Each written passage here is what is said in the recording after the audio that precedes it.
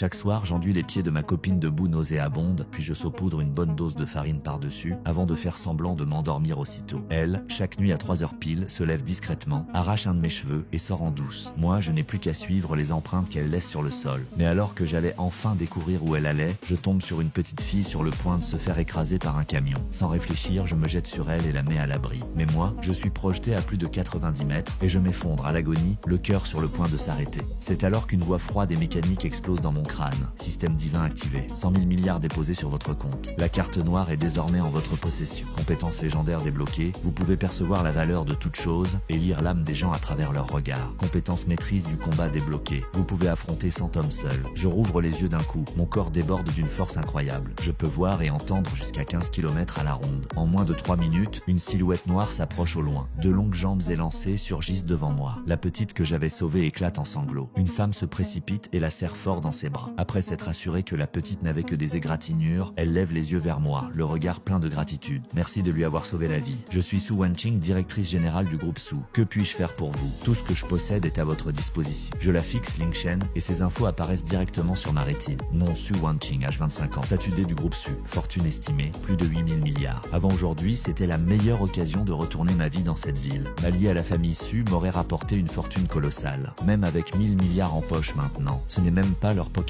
money. Mais Ling Shen reste là, silencieux, dit juste pas besoin, puis disparaît dans la nuit pluvieuse. Su Wanqing le regarde s'éloigner, puis se tourne vers son assistante. Dans 3 minutes, je veux tout savoir sur elle. C'est ma bienfaitrice. Je ne la laisserai pas disparaître comme ça. De retour chez lui, Ling Shen pose les yeux sur une photo accrochée au mur. Son système active la mémoire dorée, la vérité lui apparaît. La mort de ses parents a été orchestrée par sa belle-mère, Wang Kuifen, et sa petite amie Chen Lu, qui sort en cachette chaque nuit, rejoint un fils à papa. Très bien. On commence par régler le cas de Wang Kuifen, puis on ira demander des comptes à Chen Lu et à son riche admirateur. Je vais les ruiner au point qu'ils mendiront dans la rue. Le lendemain matin, Ling Shen arrive à la villa familiale. À peine entré, il entend des fracas dans le salon et les hurlements hystériques de Wang Kuifen. Casse rien. Attends, je vais régler le cas de Ling Shen, ce petit vaurien. Une gifle retentissante lui coupe la parole. Ling Shen entre d'un coup d'épaule, le salon est sens dessus dessous. Wang Kuifen, elle qui se pavanait en permanence, est à genoux sur le sol, les cheveux en bataille, une marque rouge sur la joue. Au centre du salon trône Tiger, le chef des usuriers de la vie. Derrière lui, 4 brutes armées de barres en acier. Ling Shen affiche un calme total, comme si rien ne le touchait. Il entre, impassible, comme si la scène ne le concernait pas. Tiger voit Ling Shen l'ignorer complètement. Sa rage explose, il lève la main pour le frapper. Alors c'est lui le vaurien dont tout le monde parle? Ling Shen se retourne brusquement et fixe Tiger droit dans les yeux. Sa fiche apparaît. Tiger, force de combat 65. Pic de capacité humaine normale. Faiblesse extrêmement superstitieux. Souffre d'une maladie mystérieuse. Chaque nuit à minuit, douleur cardiaque intense. Lingchef murmure calmement. Si ta main touche mon visage, tu ne pourras plus jamais utiliser tes baguettes. Et ce mal au cœur que tu ressens, il te frappe chaque nuit à minuit pile, non? La main de Tiger se fige en l'air. Ce secret, même ces hommes l'ignorent. Comment ce gamin peut-il savoir ça? Tiger, la voix tremblante. Tu sais lire l'avenir? Ling Shen ne répond pas. Il se dirige calmement vers la commode renversée pour récupérer la boîte en bois de santal violet que sa mère lui avait laissée. Wang Kuifen, voyant que Tiger n'ose toujours pas bouger, se relève d'un bond et crie: Tiger, c'est lui l'héritier légal. Force-le à signer le transfert et cette maison est à toi. Tiger reprend ses esprits, son regard vacille une seconde, puis il aboie. Attrapez-le les gars, il ne signe pas aujourd'hui. On lui coupe un doigt. Les 4 brutes se jettent sur Ling Shen. Barre levée. Ling Shen leur tourne le dos et soupire doucement. Pourquoi vous m'obligez à ça? Sans même se retourner, il décoche un simple coup de pied. Et le premier sbire vole à 10 mètres, percuté comme par un camion, s'écrase contre le mur et s'effondre KO net. Silence total. Les 3 autres stoppent net. Ils avalent leur salive. Ling Shen reprend son calme, les yeux sur la table basse. Il vient de trouver la boîte de munitions laissée par sa mère. Il l'essuie délicatement, puis se retourne vers Wang Kuifen, hébété, les yeux écarquillés. Tu voulais cette maison et les biens de la famille Lin? Très bien, je te les offre. Elle reste pétriée. T'as un terminal de paiement? Oui,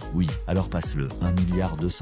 Tout d'un coup, Wang Kuifen explose de joie. Elle bondit, les mains qui tremblent. Bon, t'as du bon sens. Tu m'as remboursé, on est quitte. Dégage d'ici. Cette maison m'appartient entièrement maintenant. Mais la phrase de Ling Shen la précipite aux enfers. Qui t'a dit que je te remboursais? Wang Kuifen le fixe, déconcerté. Cet argent, c'est le prix que j'ai payé pour acheter ta dette. À partir de maintenant, c'est toi qui me dois cet argent. À moi. Le sourire de Wang Kuifen se fige. Tiger réalise en une fraction de seconde. Il change de tête instantanément, se retourne vers elle, regard glacial. Madame Wang, désormais votre créancier c'est Monsieur Lin. D'ailleurs Monsieur Lin, que puis-je faire pour vous? Vous voulez que je l'aide à récupérer les intérêts? Tiger décide de se mettre dans la poche de Ling Shen. Ling Shen, serrant la boîte dans ses bras, s'arrête sur le pas de la porte et se retourne vers Wang Kuifen. Je te donne 2 choix. Premier, tu vides cette villa sur le champ. Tu pars sans emporter un seul vêtement. Deuxième, tu règles ta dette dans les 3 jours. Une seconde de retard, j'appelle la police. Je te fais inculper pour escroquerie, détournement de fonds. Et toi Tiger, si jamais Wang Kuifen ne respecte pas l'échéance, séance, tu seras poursuivi pour coups et blessures. Les caméras à l'entrée ont tout filmé. Ces charges suffiront pour vous mettre tous les deux derrière les barreaux. Ling Shen sort d'un pas décidé. Debout sous le soleil aveuglant, Ling Shen se sent d'une légèreté totale. Mais la seconde d'après, le système envoie une nouvelle mission. Dépenser 1 milliard en 2 heures. Échec, pénalité aléatoire. Suppression permanente d'une fonction corporelle. Ling Shen lit la pénalité et esquisse un sourire amer. Ce système ne rigole pas, mais dépenser de l'argent. C'est sans doute la mission la plus facile du monde. Il arrête un taxi, direction le ESC, le grand centre commercial de luxe de la ville. À peine sorti du taxi, une Ferrari rouge s'immobilise en trompe devant lui. La vitre descend, à l'intérieur se trouve son nez. Elle retire ses lunettes, les yeux plissés de mépris. Ling Shen,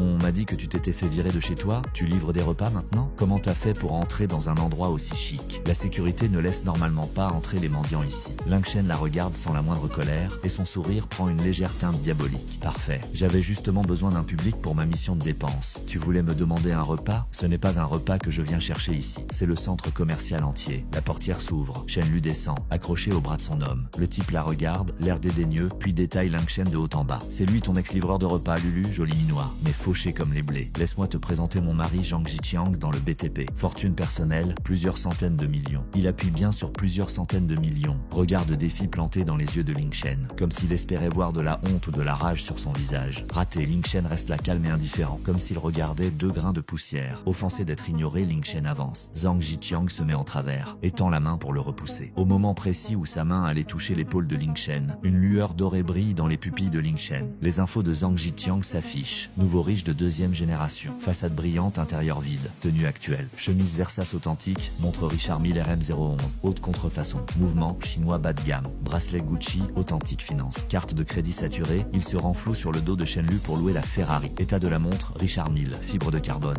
Dommage, sur une vraie, les gravures sont irrégulières. Les tiennes sont bien trop uniformes. Et le guichet de date d'une vraie est aligné en biais. Il est presque 2 heures. Si ta montre ne saute pas l'affichage à 2 heures pile, c'est une contrefaçon confirmée. Zhang Jiqiang blémite. Cette montre à 3000 balles, il l'avait achetée exprès pour en mettre plein la vue à Shen Lu. Il n'aurait jamais imaginé qu'un simple livreur puisse percer la jour d'un seul coup d'œil. Souviens-toi bien de ce que je viens de te dire. Ling Shen franchit les portes et pénètre dans le grand hall climatisé. Au rez-de-chaussée du SKP, les plus grandes maisons de luxe du monde diffusent leur fragrance exclusive dans l'air. Bienvenue, dit l'hôtesse en s'inclinant. Quand elle voit Zhang Jiqiang et Shen Lu entrer derrière, ses yeux s'illuminent. Son sourire redouble d'éclat. Bienvenue, monsieur, madame. Zhang Jiqiang veut reprendre l'avantage. Il crie assez fort pour être entendu. Montrez-moi votre montre la plus chère. Je veux en choisir une pour ma chérie. Il jette un regard narquois à Ling Shen. Comment le livreur a osé entrer se mettre au frais ici? Attention à ne pas casser les vitrines. Même en te vendant, tu n'arriverais pas à les rembourser. Les conseillers de vente convergent aussitôt autour de Zhang Jiqiang.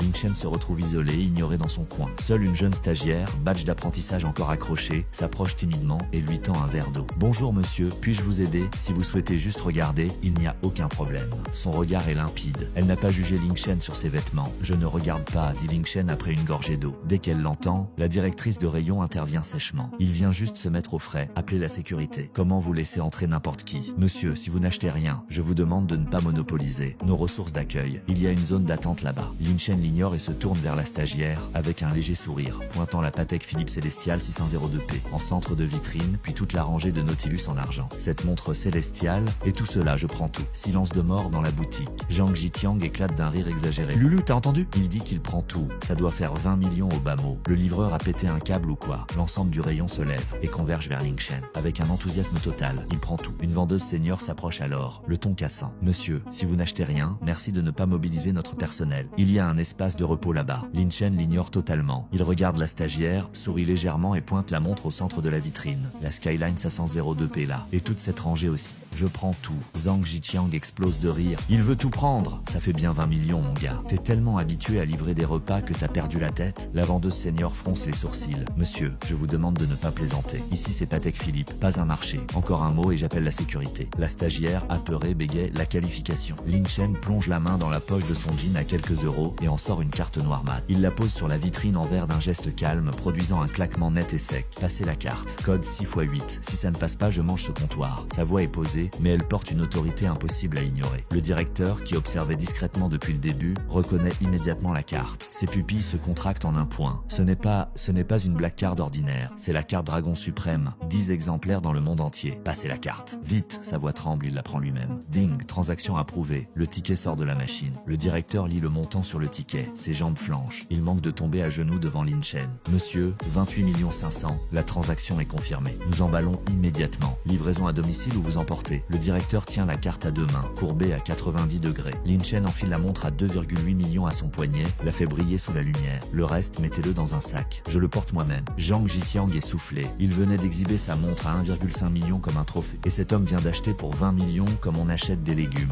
Chen Lujin, elle ne peut pas quitter des yeux la skyline qui brille au poignet de Lin Chen. Zhang Jiqiang pense encore. Lin est ruiné, il a été chassé de chez lui, comment c'est possible? Chen Lujin tente un sourire. Tu me testais depuis le début, non? Je t'ai toujours aimé. Lin Chen, c'est Zhang Jiqiang qui me courait après, je ne l'ai jamais voulu. Lin Chen ne lui accorde pas même un regard. Un seul mot. Dégage. Puis, en passant devant la vendeuse senior qui l'avait humilié, il s'arrête, désigne la stagiaire, et dit simplement au directeur. Sa commission sur cette vente, elle lui revient entièrement. Quant à vous, j'espère ne plus vous voir à ma prochaine visite. Le directeur comprend immédiatement. Xiao Liu, tu es licencié. Remercie ce monsieur. Ta commission d'aujourd'hui te permettra d'acheter un appartement à Jiangsheng.